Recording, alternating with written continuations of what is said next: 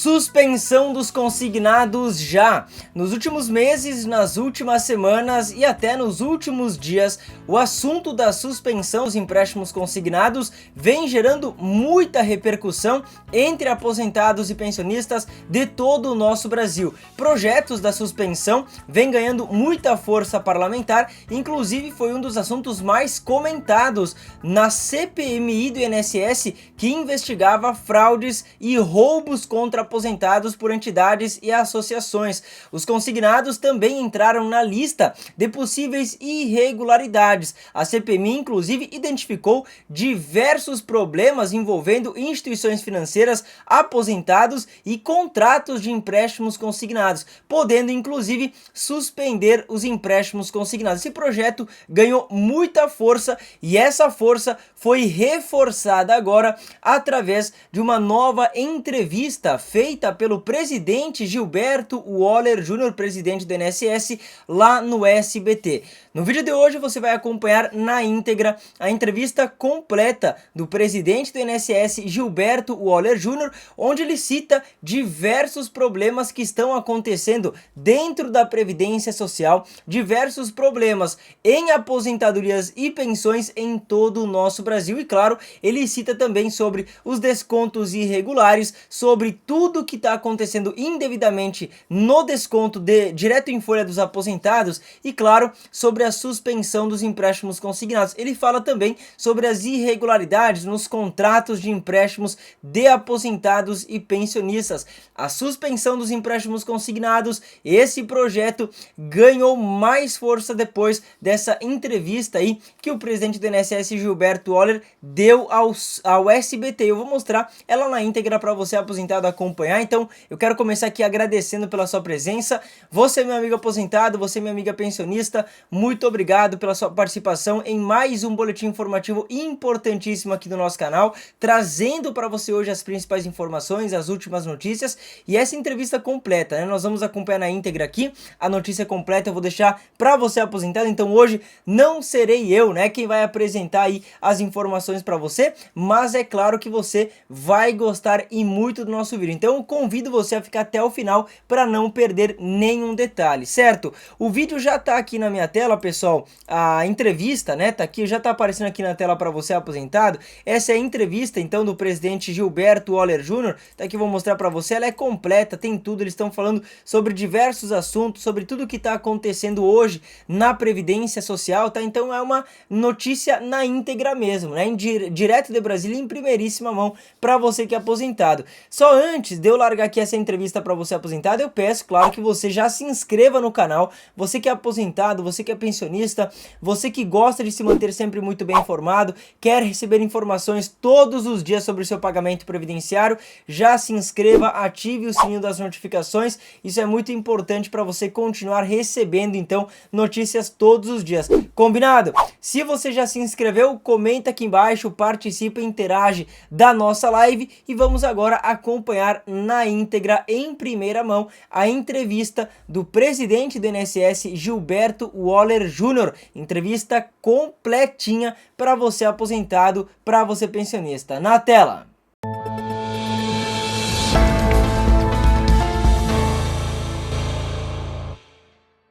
Olá, sejam muito bem-vindos ao nosso Sala de Imprensa, o programa que entrevista quem é notícia. Na edição de hoje, nós convidamos aqui para os estúdios do SBT em Brasília, Gilberto Waller, presidente do INSS.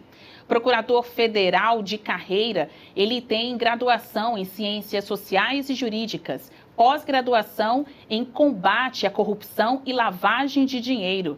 Entrou no INSS em 1998 como procurador-geral do Instituto. Depois assumiu a Corregedoria Geral. Já teve passagens também pela Controladoria Geral da União e a Advocacia Geral da União. Agora, na sua carreira, está de volta ao INSS, mas ao comando da instituição em um momento de muita crise, críticas e dúvidas sobre a legitimidade e a segurança jurídica dos procedimentos que ocorrem lá dentro. Eu quero agradecer também na participação aqui na edição de hoje às nossas jornalistas que acompanham junto comigo as perguntas e respostas da edição do nosso Sala de Imprensa. Aqui comigo, Ariane Bittencourt, repórter de política, também Vitória Abel, analista de política do SBT News.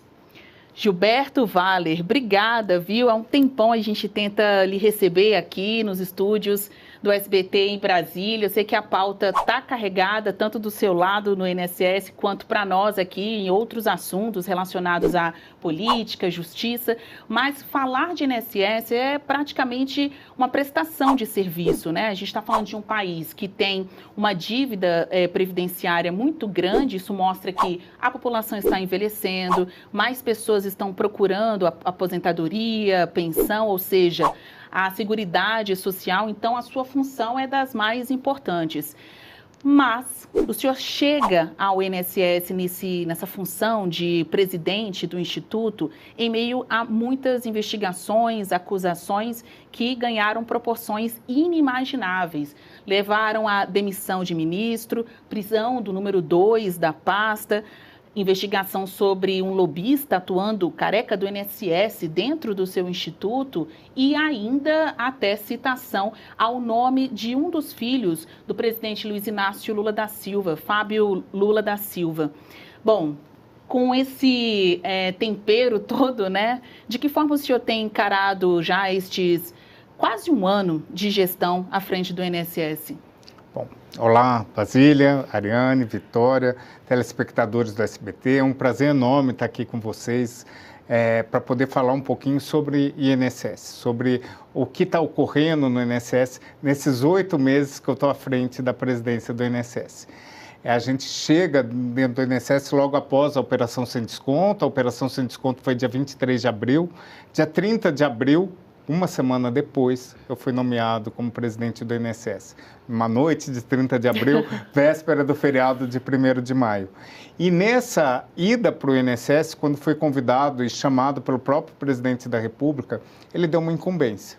Ele falou o seguinte: passe o INSS a limpo. Veja tudo que está sendo descontado do INSS e faça o nosso aposentado e pensionista ter segurança no INSS. E é isso que a gente vem fazendo 8 meses.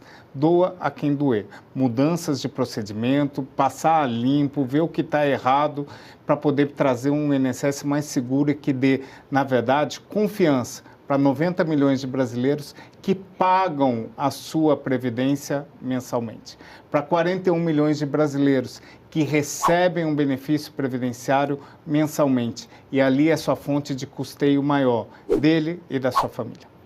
Quando o caso veio à tona, a fraude estimada era de 6,3 bilhões de reais, envolvendo estes operadores, lobistas, depois vieram nomes de políticos, pessoas ligadas aos políticos, né? Que, claro, tudo está em fase de investigação, mas especialmente funcionários do INSS. O senhor mesmo está ocupando uma cadeira, né? Que há pouco tempo era de uma pessoa, Alessandro Stefanuto, que hoje está preso em função das investigações. Então, isso acho que reforça, né, o tamanho do desafio, da responsabilidade, porque várias perguntas estão sendo feitas sobre, contra o INSS e o senhor tem que dar as respostas.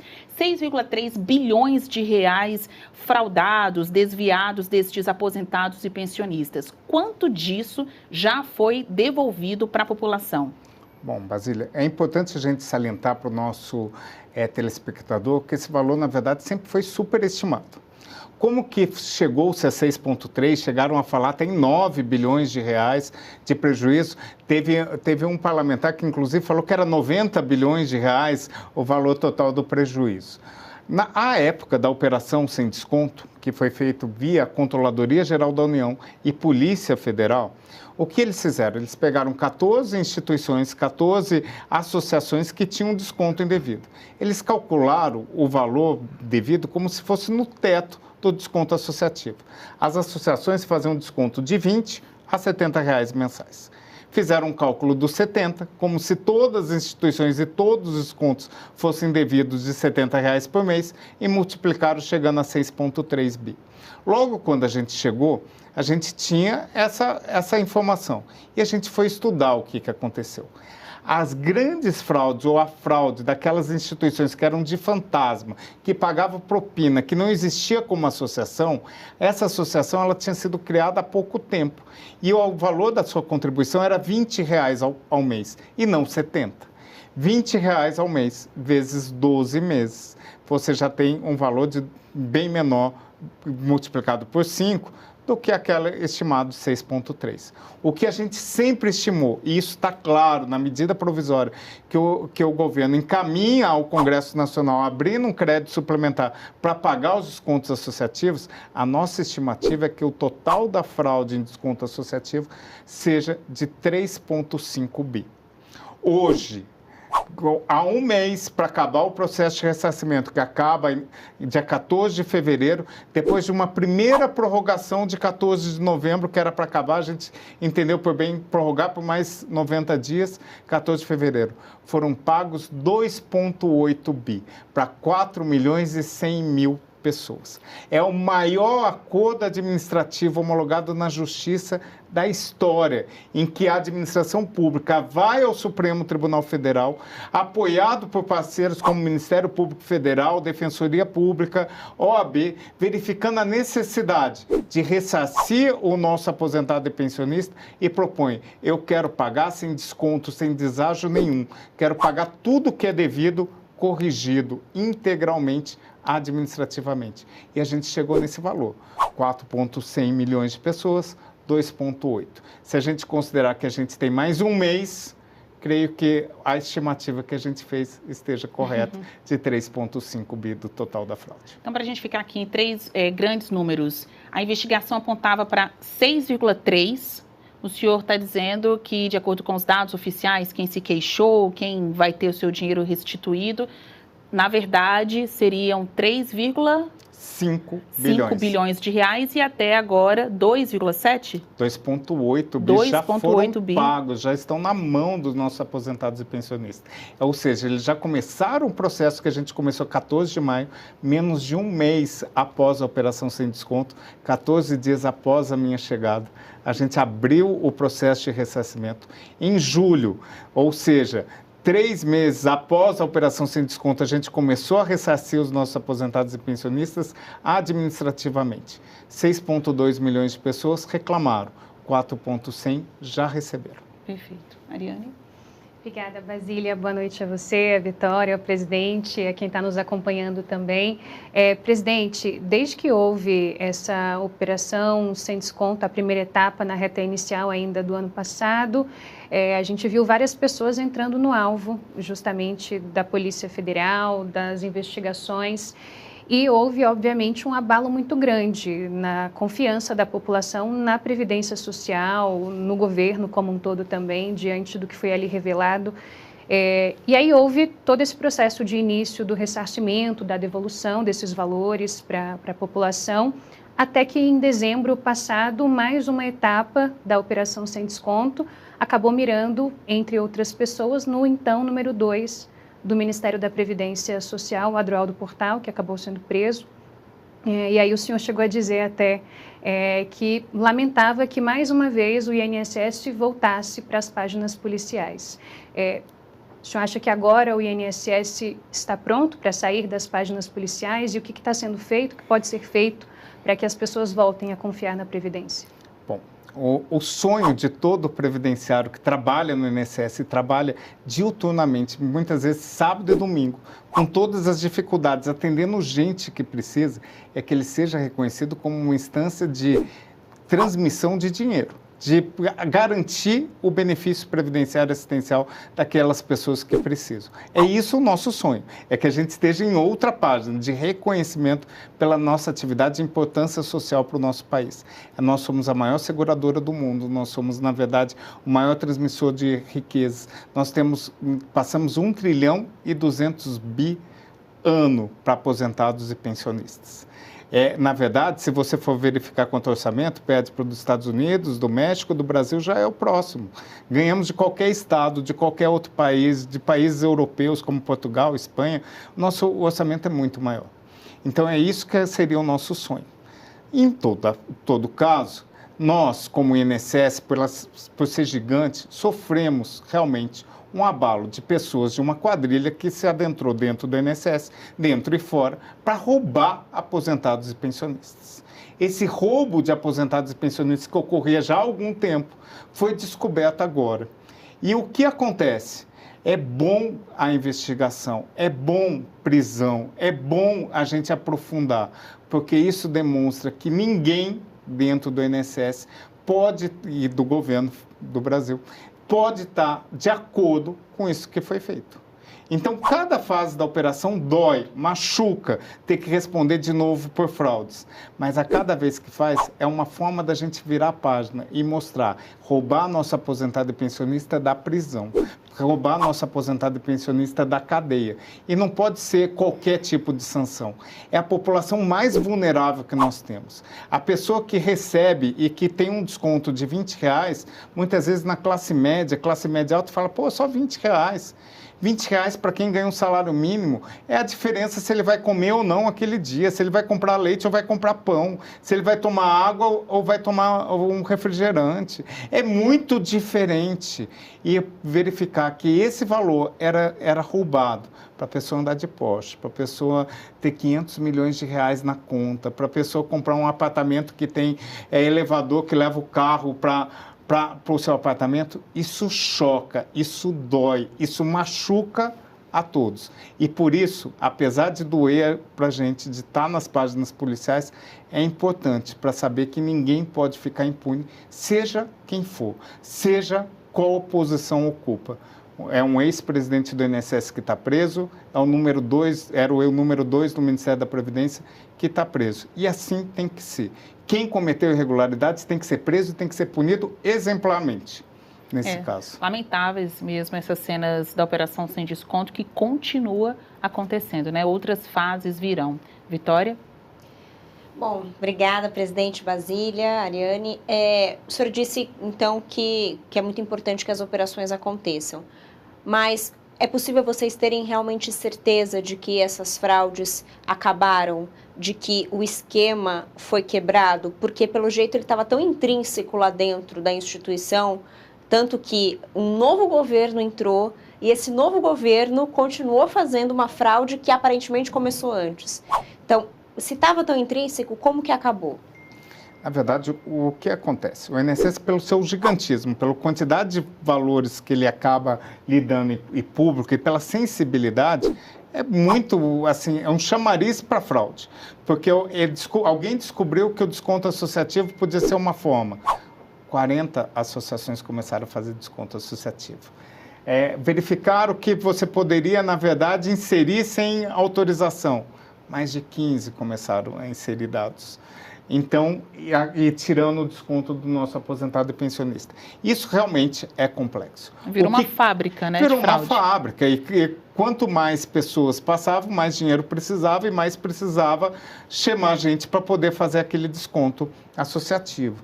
E chama atenção quando você verifica que, na última operação, que um esquema que começa no INSS, o pessoal já começava a pensar em expandir para outros órgãos, como no caso da Caixa, que foi citado na última fase da operação, ou seja, o INSS já não dava conta de transmitir tanto dinheiro quanto esse esquema criminoso precisava para poder funcionar. E isso é perigoso. O que a gente fez e o que a gente está fazendo para poder trazer mais segurança? Primeiro passo, que foi a determinação do presidente Lula, verificar tudo que está sendo descontado no contra-cheque do nosso aposentado pensionista e passar um pente fino sobre isso. A gente começou com o desconto associativo. O desconto associativo a gente suspendeu, a gente devolveu, abriu o processo de responsabilização de pessoa jurídica. O INSS, na primeira semana que eu estava lá, a gente abriu 12 processos, desconsiderou a pessoa jurídica, mandou para a AGU conseguiu o bloqueio de 2,8 bi, depois a CGU diretamente abriu outros processos, a AGU conseguiu mais um bloqueio de 3,5 e agora a gente pegou todos os casos que a gente pagou para cada associação e encaminhou para a AGU para entrar com uma ação de regresso, para cobrar o do valor devido. E a gente já conseguiu eliminar. E pasmem, Basília, pasmem, a gente conseguiu na conta de um dono de uma associação, na conta dele, R$500 milhões. tinha 500 milhões de reais numa conta. Presidente, mas... Isso é um absurdo. Isso é para verificar o tamanho do esquema. Então, assim, de desconto associativo, a gente paralisou e devolveu. Esse desconto que estava paralisado, agora, recentemente, aprovada e sancionada a lei, não ocorrerá mais desconto associativo. Então, a gente pode garantir fraude de desconto associativo.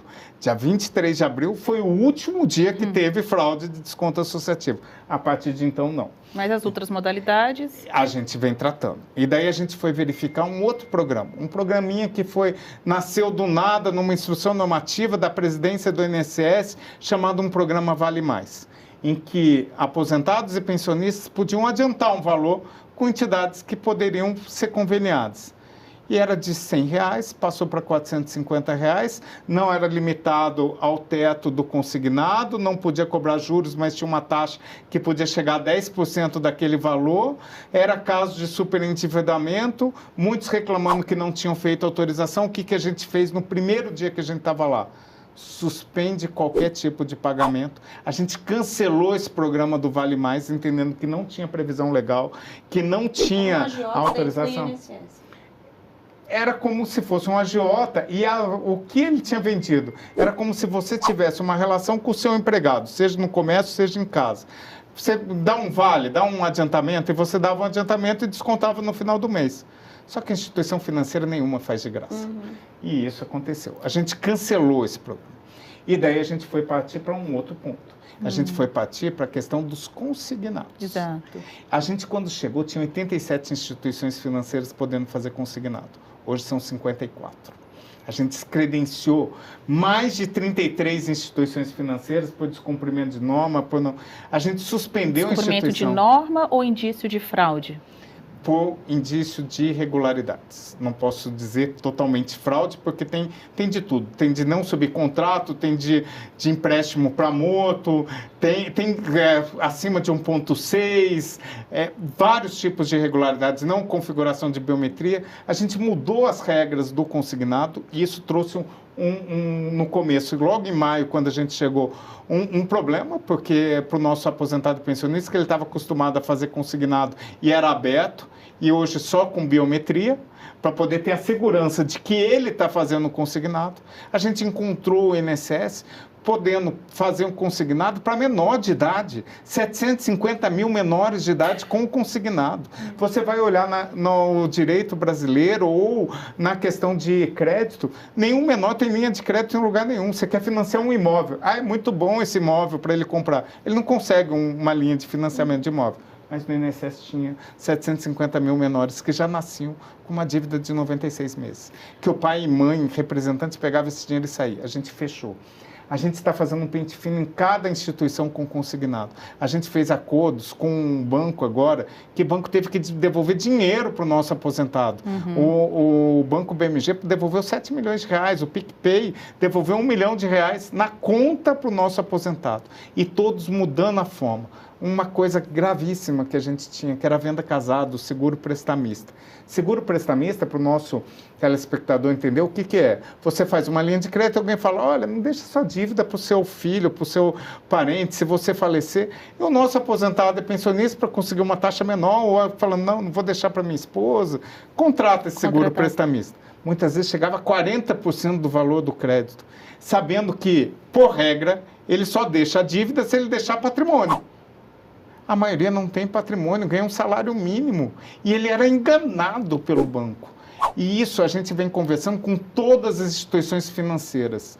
O nosso aposentado e pensionista não pode ser tratado como vítima, como uma presa. Ele tem que ser tratado como alguém que tem que ser cuidado, porque ele é hiper vulnerável. Você tem que tratar dele como se fosse seu pai, sua mãe, seu avô e sua avó. Você tem que falar para ele, olha, você está pegando muito crédito, essa linha de crédito é mais barato. Teve uma presidente de uma instituição financeira que veio falou o seguinte para mim, olha, eu não sou caso de caridade, eu vendo o melhor crédito para mim. E a resposta foi, então a senhora não serve para sentar nessa mesa. Porque a razão da gente estar aqui na mesa é para proteger aposentado e pensionista. E a instituição dela está suspensa e continuará suspensa até mudar procedimentos. Qual a instituição? Crefisa. A Leila, no caso. A Crefisa, ela é uma instituição bancária que ganhou a grande parte do leilão e ela tinha, por prática, ao invés de vender consignado, que é uma taxa de juros menor, empréstimo pessoal. Não tem como você, ao invés de ofertar uma taxa de juros de 1,88, ofertar um juro de 5, sem avisar o nosso aposentado que tem uma outra linha de crédito melhor para ele. Essa senhora que você falou é a Leila Pereira. É uma reunião que a gente teve com a Crefisa. E essa é uma situação. E já mudaram o procedimento. Eles vieram agora fazer uma proposta de acordo, falando, não, a gente vai se moldar a isso que o INSS está querendo. É proteção para o nosso aposentado e pensionista. A razão de ser do INSS está no meio de crédito consignado, de ser esse fomentador de crédito consignado, de ter possibilidade, a única exclusivamente é trazer um crédito mais barato e seguro para o nosso aposentado e pensionista. Seja por ilegalidade ou irregularidade, é um sistema, como o senhor descreve, que está pronto para tratorar o aposentado e pensionista, e muitos idosos, né, nos seus últimos, talvez, anos de vida, para tirar até a última gota. Existem tantas regras de proteção deste idoso, até mesmo na obtenção de crédito, tem um limite de idade para você não parcelar por muito tempo, para ter a garantia dessas instituições de que elas irão receber o recurso de volta. Mas da forma com que o senhor relata, mesmo pessoas idosas, carentes, com suas complexidades de vida, elas estavam sendo vítimas também, e talvez até por isso estavam sendo vítimas, porque fica mais difícil o monitoramento dos dados. Eu queria que o senhor contasse outros aspectos dessa crise. O senhor já disse aí que parou, pelo menos os descontos ilegais não existem mais. E outras modalidades deste roubo aos aposentados e pensionistas do INSS seguem sendo combatidos pelo senhor. Uma das primeiras entrevistas que o senhor concedeu à frente do INSS, eu vou dizer que foi para mim, e eu fico muito feliz porque é bom a gente estar ali em cima dos assuntos, né, da crise, ouvir as pessoas. Eu tive a oportunidade de ir à sede do INSS aqui em Brasília, ver os funcionários, sentir o clima. Era de dúvida, apreensão, porque o senhor veio como uma pessoa diferente do perfil do qual eles estavam acostumados a geri-los, né? Ainda que quem acompanhou o nosso programa desde o início, o senhor tenha no seu histórico passagem pelo próprio INSS, de onde o senhor foi procurador, corregedor, mas isso lá na década de 90, né, me parece. Para fins atuais, as pessoas que estavam à frente do INSS tinham mais relações políticas. O próprio Alessandro Stefanuto, ele é ligado ao PDT de Carlos Lupe, de Volney Queiroz, atual ministro da Previdência. Mas aí chega um técnico, um cara com uma lista, né, de serviços prestados investigativos no poder público, e eu lembro de ouvir funcionários daquela instituição dizendo: o xerife chegou. O xerife chegou. Conta pra gente como é que foi isso, senhor Gilberto Valer. O senhor chegou lá com esse tom de xerife, com esse ar de investigação, só faltou colocar o broche, né, essa estrela investigativa e não partidária no peito. Como foi essa recepção das pessoas? Qual foi as primeiras medidas adotadas pelo senhor? E, por fim, o senhor acha que hoje continua a trabalhar com integrantes da quadrilha do INSS? Bom, vamos lá. A chegada foi surpresa para mim e para os servidores do INSS. E coincidentemente, eu chego num feriado prolongado. Do dia 1º de maio, dia 2 era ponto facultativo, 3 e 4. Eu sou apresentado aos servidores do INSS não por uma conversa, por um vídeo, por uma carta, por um e-mail, que eu não tinha nem acesso aos sistemas. Eu sou apresentado pela imprensa aos nossos servidores do INSS. Então, lógico, pelo meu histórico de ter sido corregedor-geral da União, por ter sido corregedor do INSS, corregedor da PGF, mas também tem uma outra parte, que eu fui por muito tempo ouvidor-geral da União, que tratava de cidadão, tratava de lei de acesso à informação, tratava, na verdade, de estruturação de um sistema de ouvidoria que até então ninguém se falava em ouvidoria. Até 2013, quando eu chego na ouvidoria, ninguém sabia o que era ouvidoria. A lei de acesso à informação era algo que a gente ia perguntar quanto que ganhava o servidor público, quanto que efetivamente tinha de OVNI, se tinha aparecido ou não, registro, que era matar curiosidade. E daí, quando eu saio em 2019, coincidentemente, no próximo debate eleitoral, a questão que mais é discutida, se a gente retrocedeu ou não sobre a lei de acesso à informação. E daí aquilo me enche os olhos de felicidade, porque retroceder ou não, a comparação era do período que eu era ouvidor-geral da União, responsável pela lei de acesso à informação em todo o Poder Executivo Federal, e a outra gestão, se aquilo era válido ou não. Ou seja, não era só de combater, mas também de criar cidadania. E é nesse intuito, se você olhar todo o processo de ressarcimento, que foi me dado a incumbência de rapidamente soltar o processo de ressarcimento, a gente teve 3 dias, e eu não tinha equipe, eu não tinha gente, eu não conhecia, para poder pensar um processo de ressarcimento. E ele é todo voltado, se você for olhar, de como requerer, a palavra da pessoa, de não ter que juntar documento, a um procedimento de ouvidoria. Ele, na verdade, é um retrato de um processo que a gente lançou ouvir as pessoas. Que é ouvir a pessoa, dar voz à pessoa sem ela ter que provar nada. A prova em contrário. Cabe à instituição juntar o documento que ele é verdadeiro. E isso muda a lógica e trouxe essa possibilidade de 6.200.000 pessoas em pouco tempo fazer o requerimento sem fila, sem desconforto, sem empurra-empurra, sem ter que pagar para ninguém, sem ter maior dificuldade. Foi um processo de ouvidoria que a gente colocou no processo de ressarcimento. Isso era a experiência que eu tinha atrás, do Simplifique, do eOuve, que virou Fala BR, entre outros. Então, nada mais é do que replicar aquilo que você já vivenciou. Esses servidores do INSS, lógico, que me conheceram pela imprensa e no começo não tinha condições de falar com eles, não tinha falar assim, qual o plano para o INSS, como que você vai fazer isso, como que você vai tratar o servidor. Você não acha isso um absurdo também, né? E eu não tinha tempo para isso, porque era de manhã, tarde à noite, tratando de ressarcimento, processo, como quer fazer, de onde tirar o dinheiro, quem quer fazer, quais instituições, dando informações que era necessário para o nosso maior público, que era aposentado e pensionistas, que tinham um descrédito com o INSS. Então, a primeira coisa era recuperar o crédito. E quando a gente recupera o crédito do INSS, não é por mim, não é pela diretoria, é pelos nossos servidores, que todos vestiram a camisa. Todos começaram a trabalhar, inclusive aos finais de semana, com mutirão para poder atender os nossos servidores. Todos, na verdade, ficaram pensando, eu tenho que recuperar esse INSS. E olha, Basília, eu vou dar um testemunho. Em outubro, acabou o dinheiro do nosso programa geral de bônus, que é como se você pagasse uma hora extra para o nosso segurado, para o nosso servidor, para poder ter uma produtividade maior. Nenhum servidor parou, cruzou os braços. Todos, até a véspera de Natal, fazendo um mutirão sem ganhar um único centavo, vestindo a camisa e falando, eu acredito no INSS, eu vou mudar o INSS. Então, essa imagem de xerife, que eu acho que talvez no começo pode ter sido pelo currículo, ele mudou para ser uma imagem, na verdade, do INSS limpo, o INSS que, na verdade, pensa no cidadão. Pensa como o foco que o INSS é feito de pessoas para pessoas. O INSS tem que ter um único cuidado com o nosso segurado, com o nosso aposentado e pensionista. E doa a quem doer. Como eu falei do crédito consignado ou de outro. A razão de ser do INSS é defender o nosso segurado.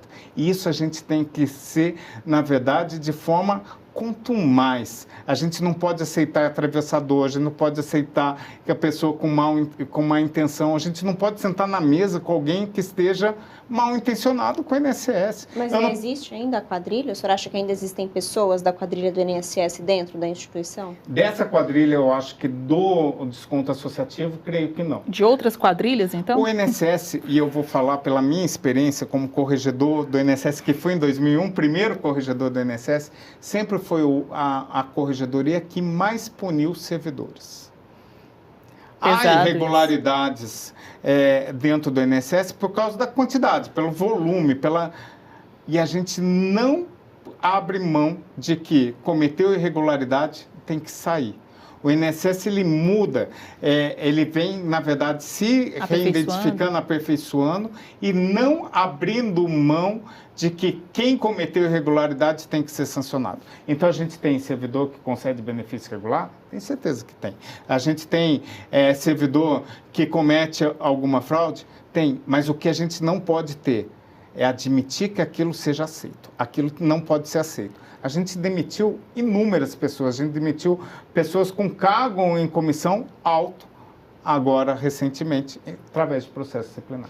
E a gente tem que fazer isso. Essa última quadrilha que seria do consignado, todos já foram demitidos ou o senhor acha que ainda tem gente operando lá dentro? Do desconto associativo e não do consignado. Isso. Na verdade, assim... desconto associativo foi o primeiro, certo? Depois entrou o consignado irregular, não é isso? O consignado irregular, eu não posso falar uma quadrilha, porque eu não tenho, na verdade, a participação de alguém do INSS que tenha dado guarida para isso. Tá. E os processos estão em curso, estão sendo apurados e não tem uma ação da Polícia Federal ou que tenha autorização judicial. O que a gente tem feito? A gente tem verificado irregularidades encaminhado para os órgãos competentes. Uma outra coisa que a gente mudou o procedimento. Órgão de controle, ele é meu parceiro. Ele é, na verdade, algo que vai contribuir para a melhoria da gestão. E é assim que tem que ser visto. Questão de consignado. Se a gente no INSS parasse só para ver consignado, a gente teria alguns problemas, algumas dificuldades. O que a gente fez logo na primeira semana? Chamou a CGU e falou, nos auxilie a fazer uma auditoria sobre consignado. Esse trabalho conjunto não acontecia? Não acontecia. Se você olhar os depoimentos, as falas, sempre um questionamento dos órgãos de controle, as falas dos órgãos de controle eram combatidas, não eram aceitas. O afastamento do ex-presidente do INSS foi por não atender recomendações de órgãos de controle. Hoje em dia, as recomendações dos órgãos de controle são discutidas na mesa, são discutidas para a gente poder implementar de maneira ágil, de maneira rápida. TCU, Polícia Federal, CGU, são sempre bem-vindos. E qual a periodicidade, quando você fala, estas discussões são feitas à mesa, INSS e os órgãos de controle, sempre que tem uma nova operação da Polícia Federal, a operação sem desconto, a cada fim de mês, qual a periodicidade que vocês conversam hoje? Eu poderia dizer que com a Controladoria Geral da União eu converso toda semana. Para melhorias. A gente tem inúmeros, a questão de desconto associativo, de consignado, de banco pagador, de contratos. A gente conversava sobre seguro defeso, sobre concessão de benefício, sobre vários procedimentos para a gente melhorar o INSS. Mais gente pensando, mais gente discutindo, mais visões externas faz com que a gente evolua. Se todo mundo estiver batendo palma para o que a gente está fazendo, a gente fica estagnado. Sim. O que eu gosto e sempre gostei na minha vida são pessoas que são críticas, que nos auxiliam a crescer. Quando um órgão de controle fala que você está fazendo algo errado, você não pode virar a cara e bater. Você tem que falar, cara, será que eu não estou fazendo mesmo? Para alguém ver, achar que eu estou fazendo algo errado, no mínimo, eu não estou sabendo externar adequadamente que eu estou fazendo certo. Presidente, aproveitando esse gancho do senhor das críticas, não é? A gente está aí com a CPMI do INSS em curso, ela deve continuar até o fim de março, se não houver algum tipo de prorrogação. E a gente sabe que no começo houve toda uma tentativa ali do próprio governo de evitar que essa CPMI fosse instaurada. Acabou que ela foi, a gente viu já vários capítulos dessa comissão acontecendo com várias pessoas ouvidas. Quero perguntar duas coisas em uma para o senhor. Primeiro, se o senhor avalia que o saldo até aqui dos trabalhos feitos pelos deputados e senadores é positivo, se foi um trabalho até aqui agregador, no sentido de até ensejar mais investigações e de não tirar esse assunto da luz, para que não se esqueça e para que se continue prendendo e culpando quem tiver de ser preso e culpado. E outra coisa, em muitas dessas sessões da CPMI, a gente ouve críticas de deputados, senadores, em especial dos integrantes ali do comando da CPMI com relação a uma possível blindagem de algumas das pessoas que são ouvidas, não é? O senhor dizia justamente sobre isso de não deixar ninguém protegido, mas muitos já chegam lá com habeas corpus e têm o direito de não responderem a nenhuma pergunta, o que acaba esvaziando de alguma forma as discussões, e muitos, especialmente a oposição, acabam culpando o Supremo por essa blindagem. O senhor acha que tem alguma correlação nesse sentido? E a primeira é se o senhor acha que o trabalho até aqui tem agregado de alguma forma. Bom, vamos lá. Primeiro, sobre se agrega. Eu acho que toda e qualquer investigação e todo qualquer tipo de informação que a gente faz para a sociedade é importante sobre essa situação. A gente precisa passar a limpo. Quanto mais gente investigar, quanto mais situações colocarem, quanto mais pessoas olharem o que está acontecendo, e quer queira ou quer não queira, a CPMI, feita por parlamentares, feita pelo Congresso, algo legítimo e que possa expor, é importante para explicar o que aconteceu e como está sendo tratado isso. É fundamental a gente mostrar para a gente não repetir esses erros. Eu acho que, por exemplo, a questão da CPMI auxiliou agora no Congresso a discutir se deixaria ou não o desconto associativo. E teve uma lei agora que acabou derrubando o desconto associativo.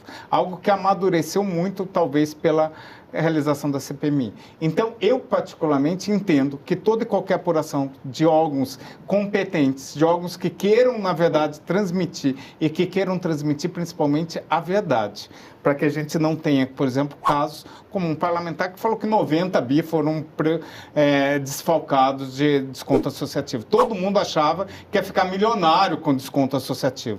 Aposentados e pensionistas, muitos começaram a pedir empréstimo achando que ia ficar rico. Ou seja, fizeram da desinformação, e esse é o risco, trazendo prejuízo para o nosso aposentado e pensionista. Então, a gente teve até uma dificuldade no começo para não divulgar quem era vítima do desconto associativo, porque eles poderiam, na verdade, ser vítimas de outro tipo de fraude. Então, assim, a desinformação é ruim. Então, Polícia Federal, Ministério Público, CPMI, eu acho todos legítimos para poder trazer, desde que não seja desinformação. Está dentro da regra do jogo. Sobre a blindagem? Quanto à blindagem, efetivamente, eu não sei exatamente qual é a razão, mas pela minha experiência jurídica, entendo que quem é investigado, de alguma forma, ele não pode ser obrigado a falar a verdade, porque é um direito constitucional.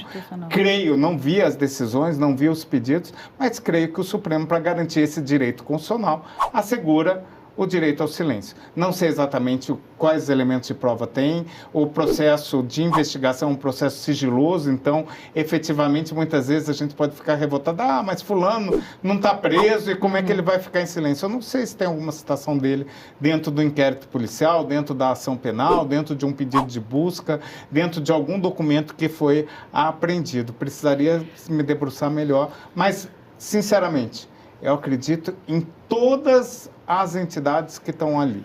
Acredito na CGU, muito, porque fiz parte dela.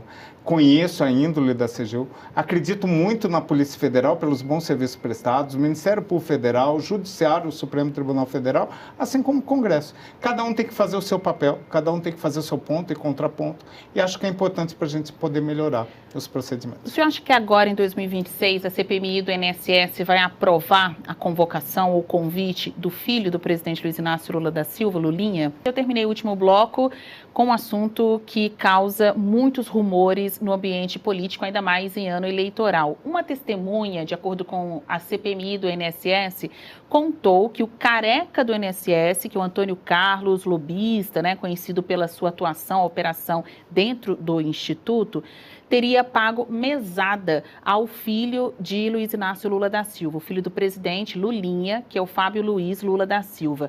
E depois disso, a Polícia Federal foi além nas investigações, em uma outra ponta, descobriu que uma amiga de Lulinha receberia dinheiro para o filho do rapaz. Então, fazendo um cálculo aí, fazendo a soma dessas pontas, políticas, muitas pessoas acreditam que há fôlego suficiente para a CPMI do INSS, agora sim, chamar ou convocar o filho do presidente Luiz Inácio Lula da Silva para que ele preste esclarecimentos. Qual a sua avaliação? Presidente do INSS, será que o filho do presidente da República pode ter sido um dos beneficiários deste esquema? Bom, Basília, sendo bem sincero, eu não conheço o que tem dentro da ação policial ou do inquérito policial para saber da relação de A, B ou C dentro do esquema. A gente fica sabendo pelo relato de imprensa. E como o próprio presidente da República já falou, a apuração tem que ir até o fim, doa a quem doer. Se tiver, tenho certeza que ninguém vai passar pano sobre essa situação, toda a apuração vai até o fim e os responsáveis deverão ser responsabilizados. Vitória? Presidente, acabou que a Polícia Federal mostrou uma relação política entre essas fraudes, citando como alvos, por exemplo, o senador Everton Rocha, do PDT. Além disso, o ex-presidente do INSS era um indicado do PDT, o Ministério da Previdência é do PDT. Como que o senhor avalia que, de fato, as fraudes têm alguma relação política e se intensificou com a gestão de determinado partido? Bom, de novo também, não conheço o que está dentro do processo, só pelo que é relatado na imprensa e pelos alvos de busca e apreensão, prisão, entre outros. O que a gente verifica na questão política? Parlamentares foram objetos de busca e apreensão, mas não só de um partido. A gente teve também um outro deputado de um outro partido, se não me falha, de um outro partido em Minas Gerais, outro no Maranhão. Então, na verdade, aparentemente, a apuração ou a investigação é feita contra quem deu causa àquilo, independentemente de partido, independentemente de ser de direita, de esquerda, governo ou não. Independência na apuração, que é fundamental para isso. Na última operação, o senador citado ele foi alvo de busca e apreensão, mas na fase anterior, um deputado de outro partido, ou 2 deputados, um de Minas e um do Maranhão, que não eram desse partido, também foram alvos de busca e apreensão. O que foi encontrado, como foi achado, qual o tipo de responsabilização, só a polícia, CGU, Ministério Público e Supremo vão poder falar. E os descontos associativos, o esquema de fato, começou quando? O esquema que a gente verificou, o que já foi apurado, o que já foi consolidado, e até mesmo por verificar as pessoas que estão presas com mandado de busca, entre outros, inicia em 2019, possibilitando a entrada de instituições fraudulentas, instituições fantasmas para esse esquema, e ele perdura até 23 de abril de agora.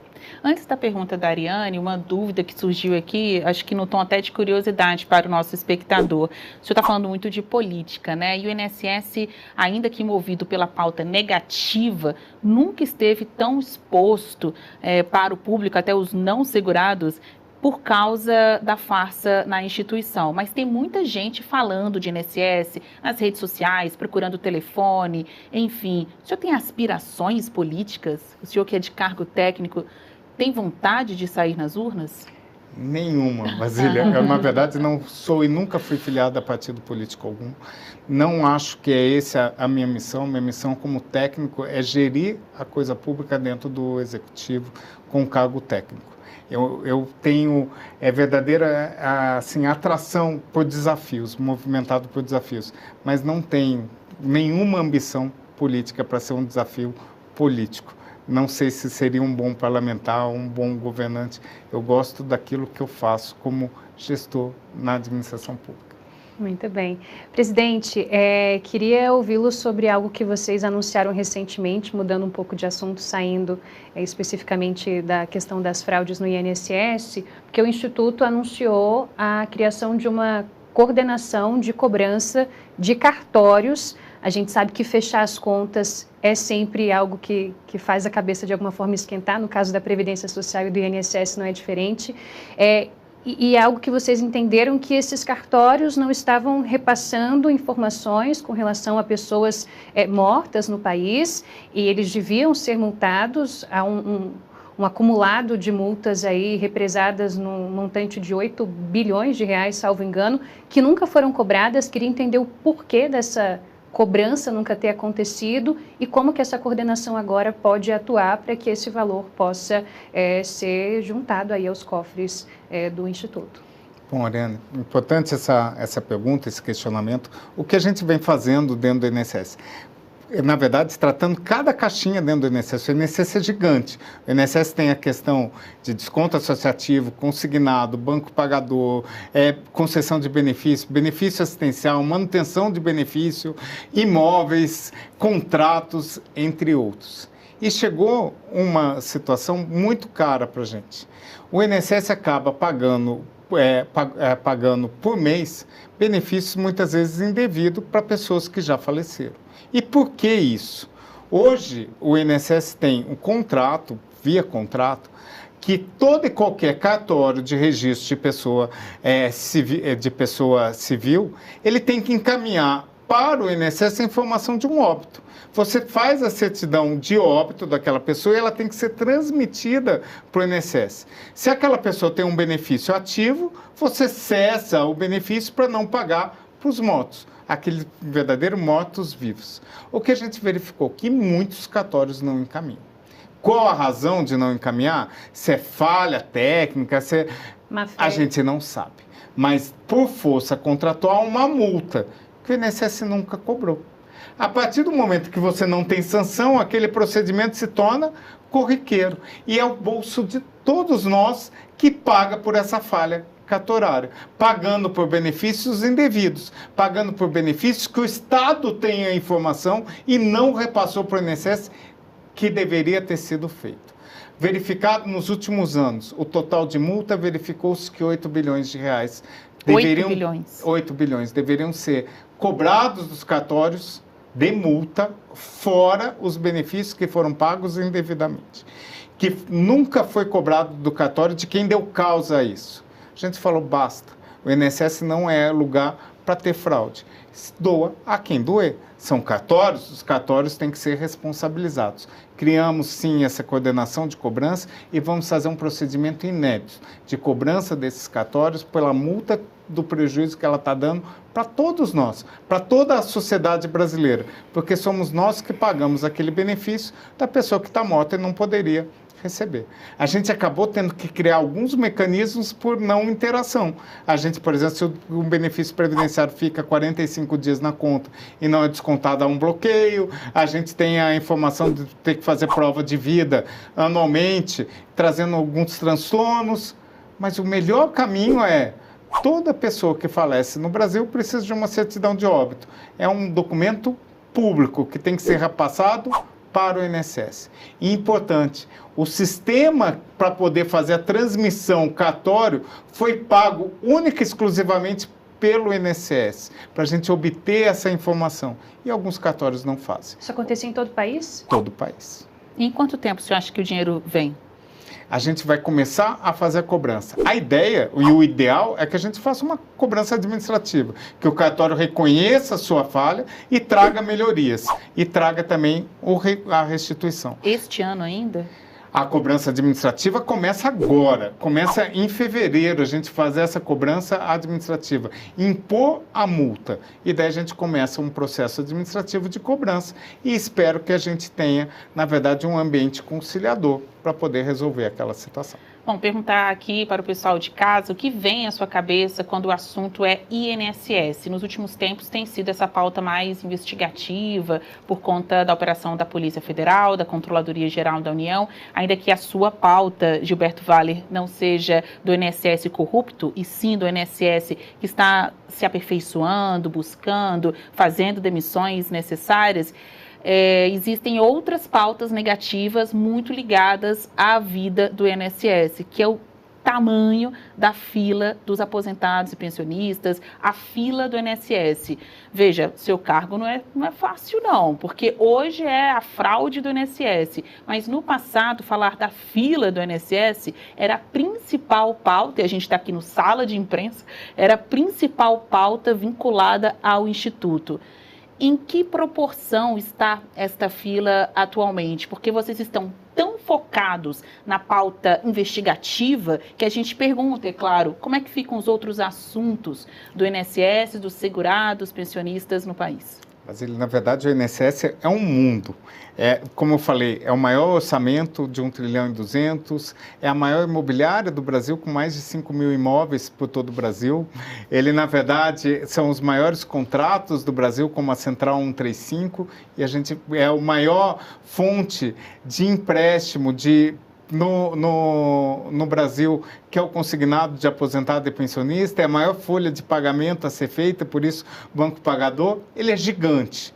E como gigante, tem desafios gigantes. Isso que traz a beleza de ser do INSS.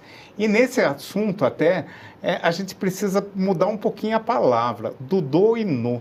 A fraude do INSS não é a fraude no INSS. O careca do INSS, o careca nunca foi do INSS. Então, assim, a farra do INSS não é do INSS, é no INSS. O INSS é vítima. Lógico que teve servidores ali dentro que cometeram, mas o INSS é vítima. O INSS não é representado por essas pessoas. Ele não tem como cartão de visita essas pessoas. Vou explicar.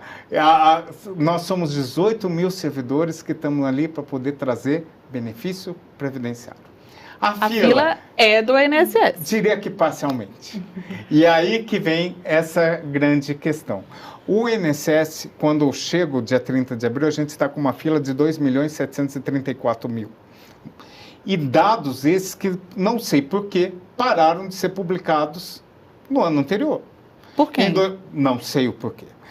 A transparência que era publicada mensalmente, que mostrava esse crescente de fila, tinha parado. A gente falou, não, transparência a gente não tem como não entregar. Não, mas quem faz o dado e divulga o dado... É o INSS. E o próprio INSS parou de divulgar esse dado? Parou de divulgar no seu portal. Não, então a gente vai ter que reclamar com o presidente do INSS. O anterior. E a gente resolve a divulgar fila mês a mês. E a gente divulgou que era 2.700.000, ela cai para 2.400.000 e ela volta agora a 2.800. Um patamar histórico, negativamente histórico, mas a gente tem uma explicação do porquê desses 2.800. Não é porque ninguém está trabalhando. A gente nunca concedeu tanto benefício. A gente está com um tempo médio de concessão que é recorde. É o melhor da história, que são 35 dias de média de tempo de contribuição. Mas a fila cresceu mesmo. A gente, quando chega e verifica, em janeiro tinha 1 milhão de pedidos, até abril 1.050.000, 1.100.000. A partir de junho, julho, quando o nome INSS começa a circular na mídia, as pessoas começam a procurar o meu INSS, a questão de ferramenta, de inteligência, de redes sociais começa a aparecer nele toda hora. Olha, se você tem tal doença, você tem benefício previdenciário, consulta... Sim. E isso acaba induzindo... Despertou interesse. Deixa eu pedir minha aposentadoria antes que o INSS acabe. Deixa eu ver se eu não consigo um benefício, eu não sabia que tinha direito, eu não sabia isso. Deixa eu ver o benefício do meu pai, fala, nossa, ele tem direito, olha, por que é isso? Peço uma revisão.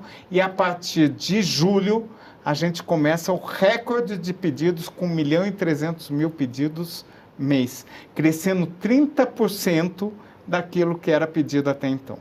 Ou seja, 30% de aumento de demanda. A gente aumenta a nossa produtividade em mais de 10%. Só que aumentou a demanda. E o que acontece? A gente teve um problema nesse período, ou 2 problemas. A gente teve uma mudança feita por uma interpretação do Supremo Tribunal Federal sobre a renda do benefício de prestação continuada. E para isso a gente teve que pedir uma alteração no sistema para o benefício de prestação continuada, o benefício assistencial, o BPC. 600.000 casos ficaram parados de julho até dezembro. Só entrava requerimento e não podia sair porque o sistema não estava pronto. O nosso servidor analisava, o médico perito analisava, o assistente social analisava, mas ele não tinha saída. Ele só acumulava. Agora, o meu compromisso em janeiro é que a gente, nesses casos dos 600.000, no mínimo 200.000 a gente já resolva, trazendo esse número de 2.800 para aquilo que era menor do que abril. Ou seja, esse 2.800 ele é fictício na questão do BPC, porque a gente não teve como dar vazão ao benefício de prestação continuada. É possível zerar a fila, presidente? Já comento. Os outros 60% da nossa fila de 2.800 são benefícios, na verdade, por doença incapacitante temporária. É aquele que o nosso empregado, aquele que a pessoa tem um emprego e acabou de ficar cometido por uma doença. 60% estão esperando uma perícia médica, que não é do INSS, é do Ministério da Previdência, que é responsável pela perícia médica dos nossos segurados. E daí o que acontece? Não é porque não é do INSS que nós não temos responsabilidade. Temos que tratar, fazer um plano de ação, melhorar a qualidade para que os médicos atendam, atuar nisso. E o Ministério da Previdência, no final do ano, em outubro e novembro, deu posse para 500 novos médicos peritos para poder dar vazão.